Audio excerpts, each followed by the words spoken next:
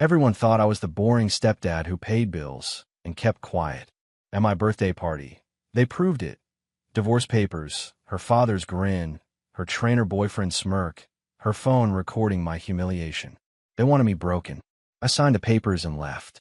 What they didn't know, I've been moving assets, restructuring accounts, building an escape for 18 months. By sunrise, they had nothing. By sunset, I had everything. My name is Daniel Foster. I'm 50 years old, and I spent the last decade building security frameworks for military installations while my wife built an empire of lies on Instagram. She called it being an influencer. I called it performing for applause from people who'd never actually help you move furniture. But I kept quiet, paid the bills, and figured marriage meant supporting your partner's dreams, even when those dreams looked ridiculous from the outside. The night of my 50th birthday, I walked into what I thought was a surprise party. Balloons everywhere, a catered spread that probably cost more than my first car, and about 30 people I barely recognized. Most of them were Jessica's followers, the ones she'd converted into real-life friends, which basically meant they showed up when there was free food and photo opportunities. My stepson Owen was there with his college buddies, all of them looking at their phones. Emma, my stepdaughter, stood in the corner with her arms crossed, the only person in the room who looked uncomfortable. That should have been my first clue. Jessica's father, Richard, stepped forward before I even got my coat off. He was grinning like a man who'd just won a bet, holding a manila envelope in his weathered hands. Behind him, Jessica had her phone up, already recording. The smile on her face was too wide, too bright, the kind of smile that doesn't reach the eyes. "Happy birthday, Daniel," Richard said, his voice carrying across the room. The conversations died down. Everyone turned to watch. He handed me the envelope. I looked at Jessica, confused. She kept filming, that frozen smile, never wavering. "Open it," she said, her voice sing-songy, like she was talking to a child. I opened it. Divorce papers. My name, her name, everything already filled out. Her signature was already there, dated 3 days earlier. I looked up at Richard. He was still grinning. "Your replacement's ready," he said, loud enough for everyone to hear. He gestured toward the kitchen doorway. That's when Kyle walked out. Jessica's personal trainer. The guy had helped get certified 2 years ago when he couldn't afford the exam fees. He was holding a beer, leaning against the doorframe like he owned the place. He raised the bottle toward me in a mock toast. The room went silent except for the sound of Jessica's phone capturing everything. She was still smiling, still recording, waiting for me to explode, to give her the viral moment she wanted. The humiliated husband, the dramatic meltdown, the content that would get her 1 million views and a dozen sponsorship offers. I pulled a pen from my jacket pocket, the same pen I used to sign off on multi-million-dollar defense contracts. I flipped through the papers, found the signature lines, and signed. No hesitation, no speech, just my name in blue ink. Richard's grin faltered. Jessica lowered her phone slightly, confused. I handed the papers back to Richard, looked at Jessica one last time, and then walked toward the door. Not through the living room where all her friends were gathered, but straight through the hallway, past the kitchen where Kyle stood looking suddenly less confident, and out the back door into the October night. Behind me, I heard Jessica's voice, higher now, uncertain. "Wait, that's it. Daniel, come back. We need to talk about this." I didn't turn around. I just kept walking. Because when someone hands you a grenade and calls a party favor, the smartest thing you can do is let them hold it when it goes off. I didn't go to a hotel. Hotels have paper trails, credit card receipts, locations that can be tracked. Instead, I drove 2 hours north to a hunting cabin that belonged to an old Army buddy. He'd given me the key years ago, told me it was there if I ever needed to disappear for a while. At the time, I thought he was being dramatic. Turns out, he knew something I didn't. The cabin was basic. Wood stove, cot, propane lamp. No internet. No cell service unless you climbed the hill behind the property. Perfect. I sat there that first night, wood burning in the stove, and started making calls. Not to Jessica. Not to explain, or argue, or beg. Those chapters were closed the moment I signed those papers. First call was to my bank. The joint accounts we'd maintained for 10 years got frozen within the hour. Not emptied, frozen. I learned a long time ago that the best defense was an offense. It was making your opponent think they still had access to something they didn't. Jessica could see the balances on her app, could see the money sitting there, but the moment she tried to transfer or withdraw, the system would flag it for verification. Verification that required both signatures. Signatures she'd never get. Second call was to Tom Brennan, my attorney. Not the family lawyer Jessica had picked 3 years ago. My attorney, the one I'd kept on retainer through my defense contracting work, the one who specialized in asset protection and federal compliance. Tom had been expecting my call. I'd warned him 6 months ago that things were heading this direction. The papers are signed, I told Tom. Good, Tom said on the other end. His voice was calm, professional. Then we moved to phase 2. I'll file the amendments tomorrow morning. Everything we restructured last year becomes active. Phase 2. That was the part Jessica didn't know about. The part where the house she thought we owned together was actually titled under my consulting LLC. The part where the cars, the investment accounts, the retirement funds, all of it had been quietly, legally restructured over the past 18 months. Every document she'd signed without reading. Every paper she'd waved off because she was too busy curating her aesthetic had been a brick in the foundation of her own irrelevance. By the time the sun came up, my old phone number was disconnected. The email addresses she knew were deactivated. My social media accounts, the ones I barely used anyway, were deleted. I wasn't hiding. I was erasing the version of myself she thought she knew. The third day, I drove into town and bought a burner phone. Just one call to make. I dialed Emma's number. She picked up on the second ring. Daniel. Her voice was small, uncertain. Yeah, kiddo, I said. It's me. Are you okay? Mom's been freaking out. She keeps saying you stole everything. She called the police, but they said. I interrupted gently. Emma, listen to me. I didn't steal anything. I just stopped letting her take what was mine. There's a difference. Silence on the other end. Then, quietly, I knew something was wrong. At the party, I tried to tell her not to do it. I know you did, I said, and I appreciate that. But this isn't about you or your brother. This is between me and your mom. Owen's being a jerk about it, Emma said. He keeps saying you abandoned us. I closed my eyes. Owen, 19 years old, and still convinced the world owed him something. What do you think, Emma? Another pause. I think she pushed you too far. I think she thought you'd just take it, like you always did. Smart kid. Always have been. Stay out of it, Emma. Don't pick sides. Just take care of yourself. Will I see you again? She asked. Yeah, I said. When the dust settles. I promise. I ended the call and crushed the SIM card under my boot. Then I climbed back into my truck and headed west, toward the next phase of a plan I'd been building for longer than Jessica ever realized. Jessica's Instagram story appeared 3 hours after I left. I watched it from Tom's office while we reviewed legal filings. She sat on our couch, perfectly lit, makeup flawless despite the manufactured tears. I don't usually get this personal, Jessica said, her voice breaking on cue. But I need to be real with you guys. My husband just walked out on our family, signed divorce papers, and left without a word. The comments flooded in. Support, sympathy, outrage on her behalf. None of them asking the right questions. Tom looked at me over his reading glasses. He was 63, built like a retired boxer, gray hair cut military short. He'd handled asset protection for 3-star generals. A lifestyle blogger didn't intimidate him. She's setting a narrative, Tom said. Let her, I replied. Words are cheap. Documents aren't. Tom slid a folder across his desk. Inside was everything. The house deed showing Foster Defense Consulting LLC as owner. Vehicle registrations under the business. Investment accounts restructured through corporate entities Jessica had signed off on without reading. The business loan for a studio, Tom said, tapping a document. $40,000. She co-signed last year. I remembered. Jessica wanted a content creation studio in our garage. Professional lighting, backdrops, the works.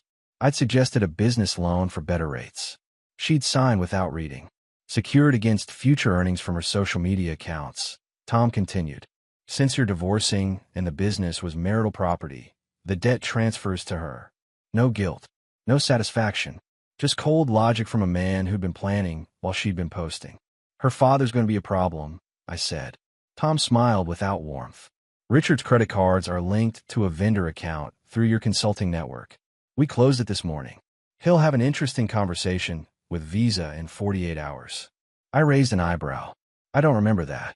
You helped him consolidate debt 3 years ago, Tom said. Made yourself an authorized user for estate planning. When you removed yourself yesterday, his accounts flagged for review. Richard, the man who'd handed me divorce papers with a grin. The man who'd told me I was nothing without his daughter.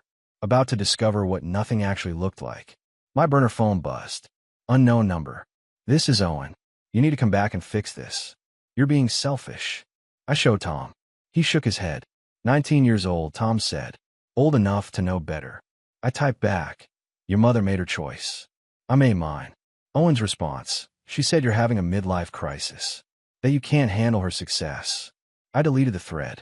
Owen had been 18 when I married Jessica, already half-raised. I tried. Paid for college, helped with internships, taught him basic life skills. He tolerated me at best. Emma was different. Emma had been 8, young enough to need a father. I'd coach her soccer, help with homework, been there. Emma saw through her mother's act. Owen lived in it. The wedding, Tom said, pulling another file. Owen's wedding. 3 weeks ago, I'd written a $38,000 check for venue, catering, photographer. Jessica insisted it was our responsibility as parents. Check drawn from the business account, Tom said, coded as a corporate gift. Taxable to Owen as income unless repaid within 90 days. I stared at him. And after 90 days, IRS gets involved. Owen owes taxes on $38,000 he never received in cash. Can he pay that? Tom's expression answered. Owen worked part-time at a sporting goods store, barely passed his classes. I should have felt guilty. Instead, I remembered Owen filming me at the party, posting it to Snapchat with the caption, "Stepdad couldn't handle it." Let it ride, I said. Kyle lasted 6 days. Emma told me over the phone, her voice low from a friend's house. The personal trainer who was supposed to be Jessica's upgrade bailed when the electricity got shut off. Mom's saying it's a mistake, Emma said. But I saw the letter. Non-payment. What's Owen saying? I asked. Emma's voice went flat. That you're sabotaging her. Being vindictive. He moved back home to support Mom. I sat in the cabin, watching November snow fall through pines. Quiet. Cold. Honest. Everything my marriage hadn't been. Emma, listen, I said. I'm not sabotaging your mother. I'm just not protecting her from her own choices anymore. I know, Emma said quietly. She never paid attention to anything. Bills, accounts, paperwork. You handled it, and she assumed you always would. 16 years old, and already seeing what her mother couldn't. Where's Kyle? I asked. Left yesterday. Packed his gym bag during one of Mom's Instagram lives.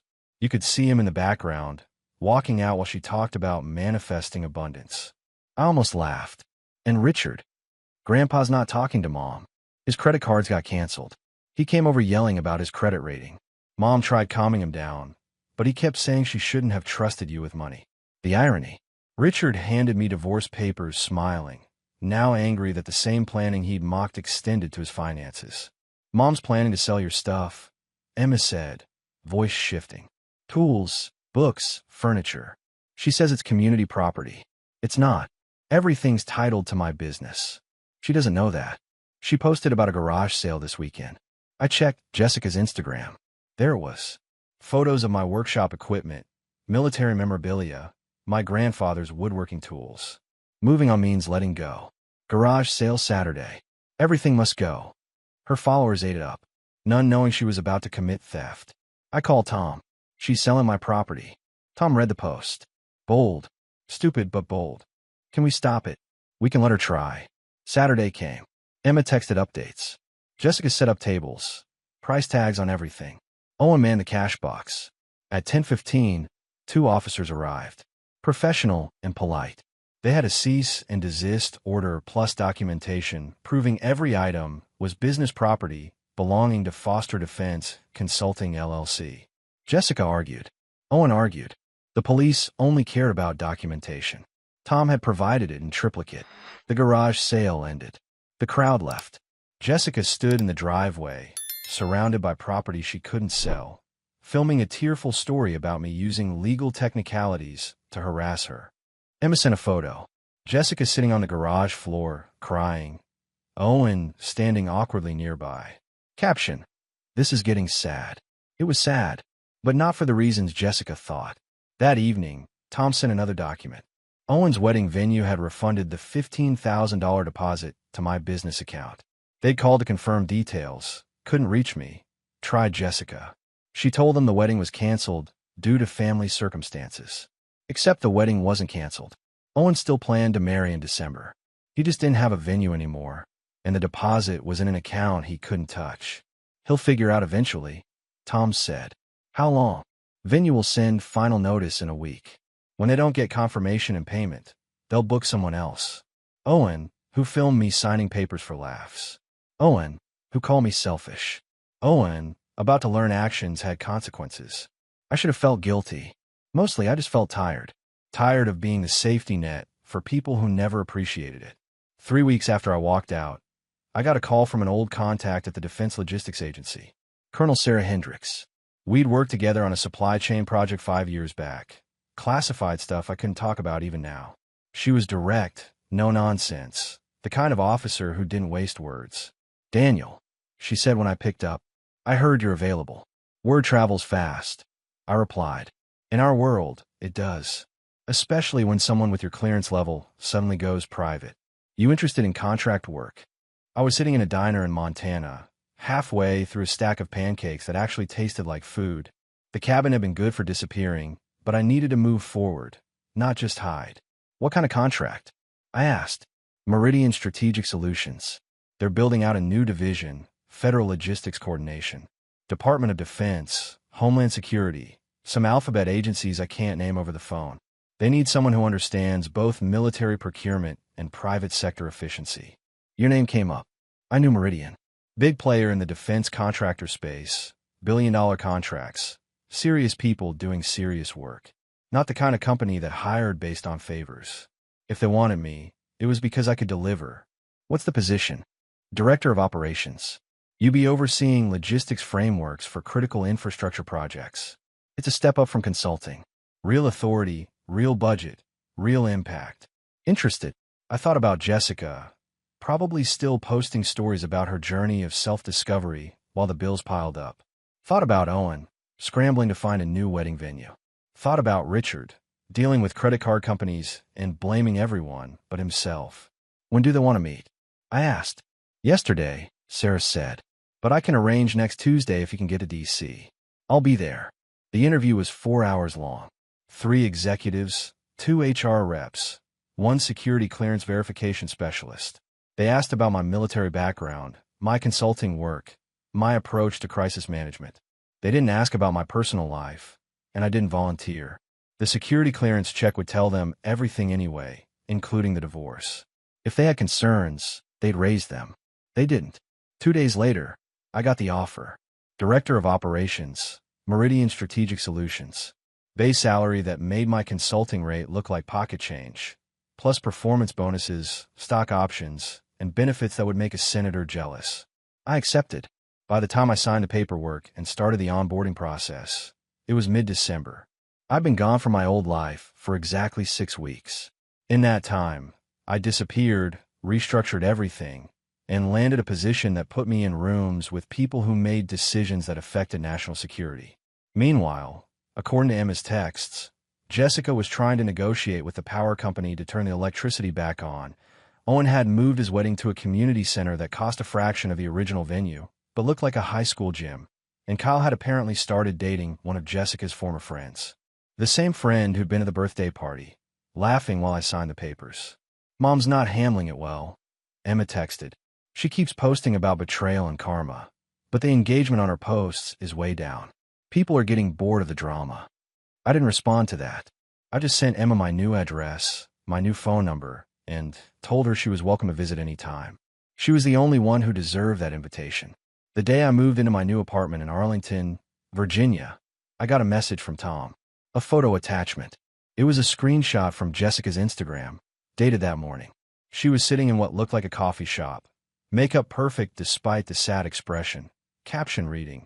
Sometimes the people you thought would never leave are the ones who teach you the hardest lessons about self-worth. The comments were split. Half supportive, half skeptical. One comment stood out. Girl, didn't you literally film yourself laughing at him while he signed divorce papers? Maybe the lesson is yours to learn. Jessica had deleted that comment within minutes, but screenshots lived forever. The internet never forgot. I put my phone down and looked around my new apartment. Clean, modern, empty of memories. Outside the window, the city hummed with purpose and motion. Inside, I felt nothing but quiet satisfaction. Not revenge. Not vindication. Just the simple truth that some chapters end exactly the way they're supposed to, even if the people in them never see it coming. Owen's wedding happened on a cold Saturday in mid-December. I wasn't invited, obviously. But Emma called me that evening, her voice tight with something between anger and exhaustion. "You need to know what happened," Emma said. I was in my new apartment, unpacking boxes, my life in cardboard, waiting to be reassembled. I stopped and sat down. "Tell me," I said. Owen tried to give a speech at the reception about family and support and being there for each other. He got about 3 sentences in before he started crying. Not happy tears. Angry tears. I stayed quiet. Let her continue. "He blamed you," Emma said. "Said you abandoned us. Abandoned him. That real fathers don't walk away." His bride looked mortified. Grandpa Richard tried to calm him down, but Owen just got louder. Started listing everything you'd done for him. The college tuition, the car repairs, the wedding deposit, all of it. Then he said, "And he threw it all away because Mom wanted to be happy." Emma paused. I heard her take a breath. Then Aunt Linda, you remember her, Mom's sister, she stood up and said, "Owen, your mother handed Daniel divorce papers at his birthday party as a joke. She filmed it. You filmed it. You all laughed. What did you think was going to happen?" I closed my eyes. Linda, Jessica's older sister, the one who'd never bought into the Instagram lifestyle, the one who'd pulled me aside at Thanksgiving 2 years ago and told me I was too good for this family. I thought she was being dramatic. She wasn't. "What did Jessica do?" I asked. "Mom tried to defend herself," Emma said. "Said it wasn't like that, that you'd been emotionally distant, that the divorce was mutual." Linda just laughed. Actually laughed. Said, "Jessica, I love you, but you're delusional. You spent 10 years treating that man like an ATM with a pulse, and now you're shocked he finally walked away." How'd that go over? Half the room agreed with Linda. The other half looked uncomfortable. Owen's bride started crying. The whole reception basically fell apart. People started leaving early. Mom left before the cake was even cut. Emma went quiet again. Then, softer, "Daniel." Owen called me after. He was drunk, rambling. He said he didn't realize how much you actually did. That he thought Mom handled everything. That you just wrote checks. He said he never understood that you were the only thing holding everything together. "Is he apologizing?" I asked. "I don't know," Emma admitted. "I think he's just realizing he burned a bridge he can't rebuild. The tax bill from that wedding gift you gave him, it hit last week. He owes $11,000 to the IRS by April. His wife doesn't know yet. $11,000. The tax on $38,000 in gift income that was never repaid to the business. Exactly what Tom said would happen." "Emma," I said carefully, "I need you to understand something. I didn't do this to punish Owen. I did this because I was tired of being used. The tax bill, the lost deposit, all of it, those are consequences of choices Owen made. He chose to mock me. He chose to take without appreciation. He chose his mother's narrative over reality." "I know," Emma said. "I'm not asking you to fix it. I'm just telling you what's happening. Because you deserve to know that people are finally seeing the truth." After we ended the call, I sat in the darkness of my new apartment and thought about Owen. 19 years old, married, facing a tax bill he couldn't pay because he'd never bothered to read the paperwork or ask questions. He'd assumed, like his mother, that I'd always be there to catch him. Now he was learning that assumptions were expensive. My phone buzzed. A text from an unknown number. I almost deleted it, then saw the message. "This is Linda, Jessica's sister. I have your number from Emma. I owe you an apology for not speaking up sooner. You were the best thing that happened to this family, and they threw you away like garbage. I'm sorry." I stared at the text for a long moment. Then I replied, "You don't owe me an apology. But thank you." Linda wrote back immediately. "Jessica's losing everything. The house, the car, her followers. People are starting to see through the act. She's talking about moving in with Richard, but he won't let her. Says she made her bed. Thought you should know karma's working overtime." I didn't respond to that. Karma wasn't the right word. Consequences was more accurate. Jessica had spent years building a life on a foundation of my work, my money, my tolerance. When I removed the foundation, the structure fell. That wasn't karma. That was architecture. But I didn't need to explain that to Linda. I just thanked her and turned my phone off. Tomorrow I started my first full week at Meridian. There were procurement frameworks to build, logistics chains to optimize, real work that mattered. The past could keep sorting itself out. I had a future to build. The letter arrived at Jessica's house in January. Emma sent me a photo of it, her text message brief. "You need to see this." It was from a debt collection agency. The $40,000 business loan for Jessica's content studio, the one she'd co-signed without reading the terms, had gone into default after 3 missed payments.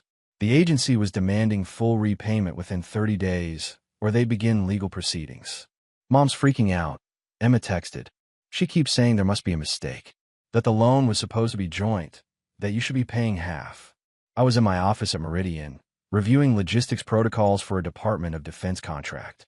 Professional, focused, the kind of work that required precision and clear thinking. I put my phone down and got back to it. That evening, Tom called. Jessica's attorney reached out. Some kid fresh out of law school, probably working for free or next to nothing.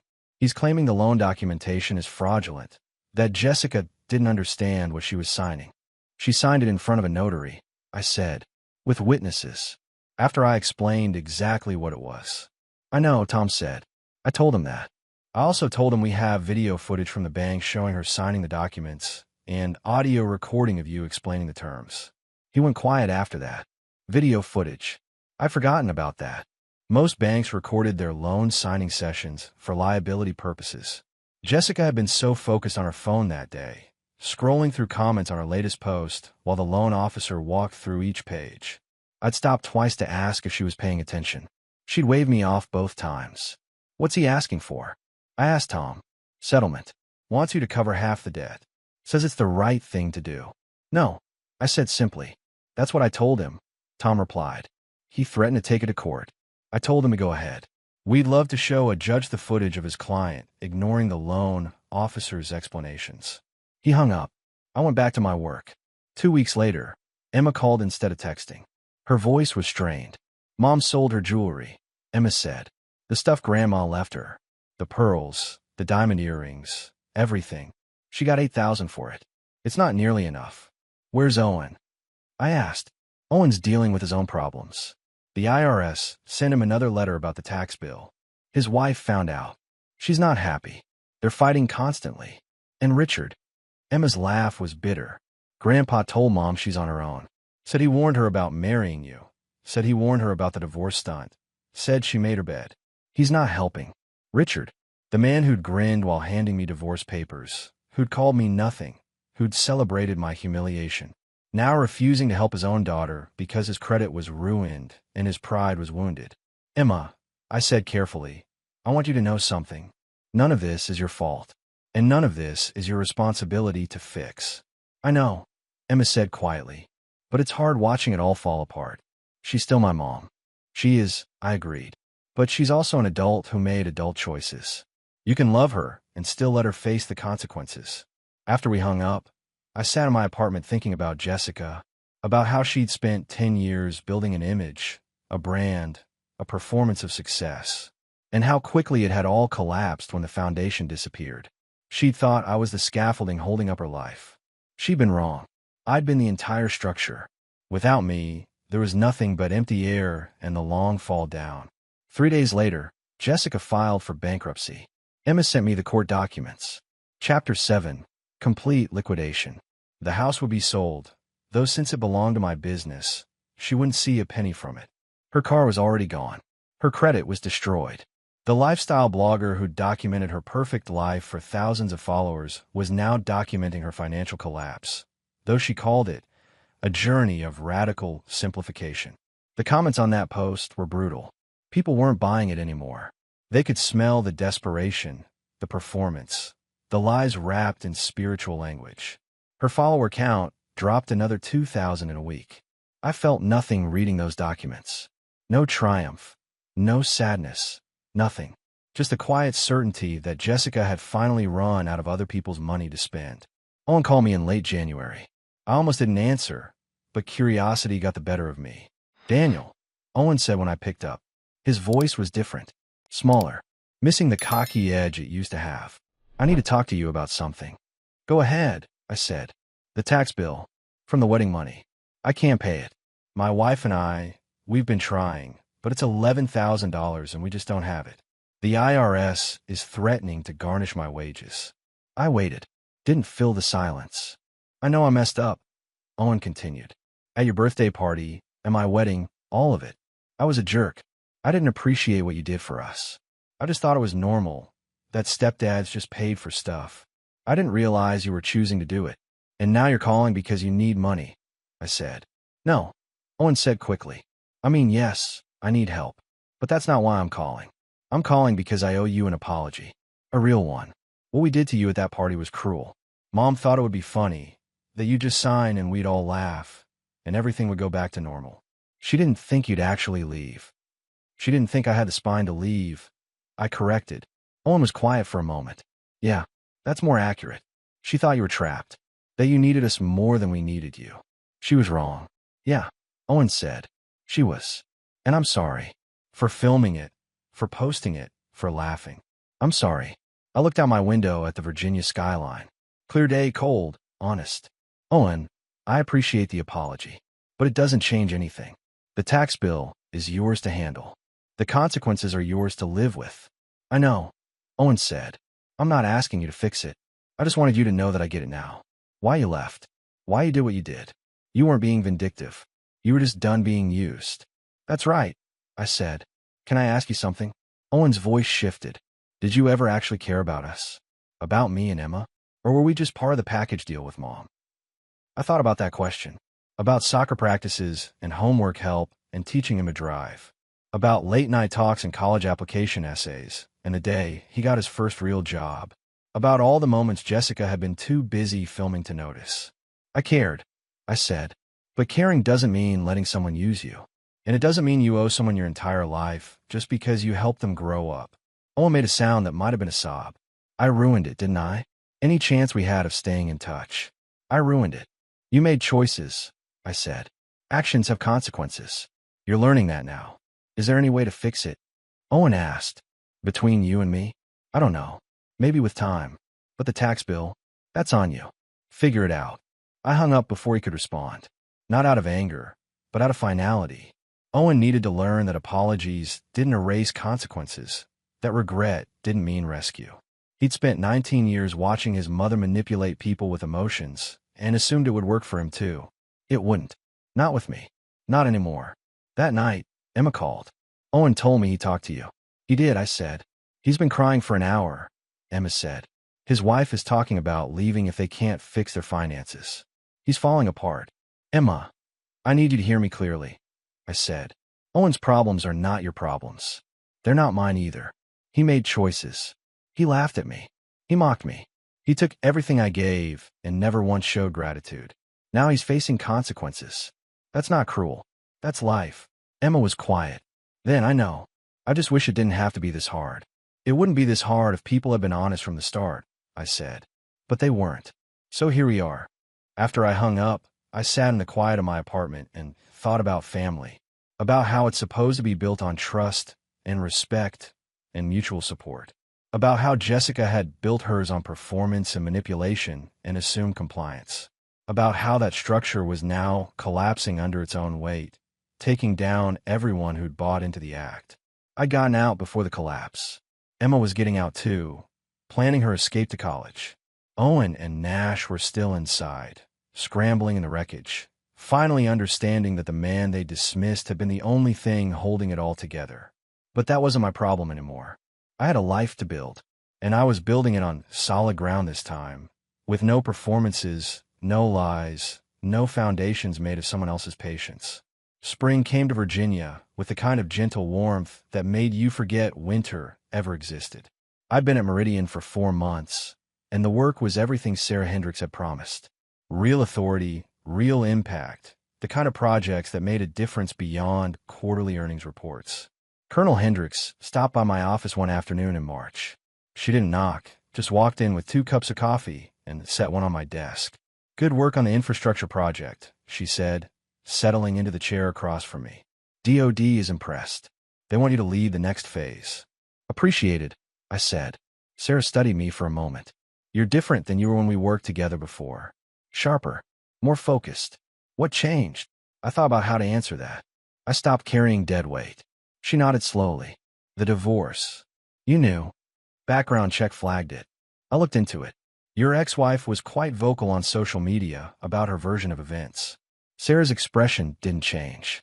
Then I read the actual legal documents. Very different story. Usually is, I said. For what it's worth, Sarah said. You made the right call. I've seen too many good people destroy their careers, trying to save relationships that were already dead. You cut it clean and moved on. That takes strength. After she left, I sat at my desk thinking about strength. About how people confuse it with loudness, with aggression, with making scenes. Real strength was quieter. It was signing papers without a word. Walking away without looking back. Building something new without needing validation from people who never valued you in the first place. That evening, Emma called. She was excited, voice bright in a way I hadn't heard in months. I got into Virginia Tech, she said. Early admission. Full academic scholarship. I'm leaving in August. That's incredible, Emma. I'm proud of you. Daniel, I was wondering. Emma's voice shifted, became tentative. Would you come to my high school graduation? I know it's a lot to ask with everything that happened, but you're the only father figure I've ever really had, and I'd like you to be there. Something tight in my chest loosened. Of course I'll be there. Just send me the details. Emma made a sound that might have been a sob. Thank you. Mom's going to hate it, but I don't care anymore. She made her choices. I'm making mine. That's exactly right, I said. After we hung up, I looked around my apartment. Clean, organized mine. No performances. No cameras, no one documenting every moment for strangers. Just a life being lived instead of performed. It wasn't perfect, but it was honest. And honest was something I hadn't had in a very long time. The divorce was behind me. The career was ahead of me. And somewhere in between, Emma was building her own future, learning from her mother's mistakes instead of repeating them. That was enough. More than enough. Emma's graduation was on a perfect May afternoon. Clear skies, light breeze, the kind of day that felt like a promise. I sat in the back row of the outdoor amphitheater, away from the crowd. I wasn't trying to hide, just giving Emma space to have her moment without the drama my presence would create. Jessica was in the third row, surrounded by people I didn't recognize. Her parents weren't there. Richard had suffered a mild heart attack in April, according to Emma. The stress of his financial situation, the doctors said. He was recovering, but wasn't up for events yet. Owen sat next to Jessica, his wife noticeably absent. The marriage hadn't survived the tax bill and the blame that came with it. I watched Emma cross the stage, accept her diploma, wave to the crowd. Valedictorian. Full scholarship. A future she'd earned through her own work, not through performance or manipulation or borrowed success. After the ceremony, Emma found me in the parking lot. She was still in her cap and gown, diploma in hand, smile genuine and unfiltered. You came, she said. I promised, I replied. She hugged me tight. Thank you. For everything. For being there when I needed someone real. You did the hard part yourself, I said. I just didn't get in your way. Emma pulled back, eyes bright. Mom saw you. She wanted to come over, but I told her not to. This is my day, not hers. Good for you, I said. Owen's a mess, Emma continued. His wife left him last month. Filed for divorce. The tax bill broke them. He's moving back in with Mom. Except Mom doesn't have a place anymore. She's staying with that friend Tanya, the one from the birthday party. The one who laughed. I felt nothing hearing that. Just noted it as information. Filed it away as someone else's problem. I need to get back, Emma said. There's a lunch thing. But I wanted to say thank you. And to tell you that I'm not making her mistakes. I'm going to build my own life, the right way. With honesty. You already are, I said. I watched her walk back toward the crowd, toward whatever came next. Then I got in my truck and drove away from that town, that life, those people who'd never valued what they had until it was gone. 3 months later, I met someone. Her name was Rebecca. She was a project manager at a defense contractor, sharp and competent and honest. We met at a conference, started talking about logistics frameworks, ended up talking until the hotel bar closed. She didn't ask about my past until our third date, and when I told her the simple version, she just nodded and said, "Sounds like you got out at the right time." No drama. No performance. Just two adults building something real on a foundation of mutual respect. Emma came to visit that fall, right before her first semester started. She met Rebecca, approved immediately. She's real, Emma said after dinner. Not like Mom. Real. Yeah, I said. She is. A year after I walked out of that birthday party, I stood in my office at Meridian looking at a commendation from the Secretary of Defense. Recognition for outstanding work on critical infrastructure projects. My name on a plaque that would hang in Pentagon hallways. Jessica was somewhere posting about her journey of self-discovery, her audience down to a few hundred followers who still believe the performance. Owen was working retail, trying to rebuild his life from zero. Richard was recovering slowly, his credit destroyed, his arrogance finally humbled by reality. And I was here, free, successful, building a life worth living instead of performing one worth watching. Turns out, the best revenge isn't revenge at all. It's just living well, while the people who counted you out realize they were the ones who couldn't count.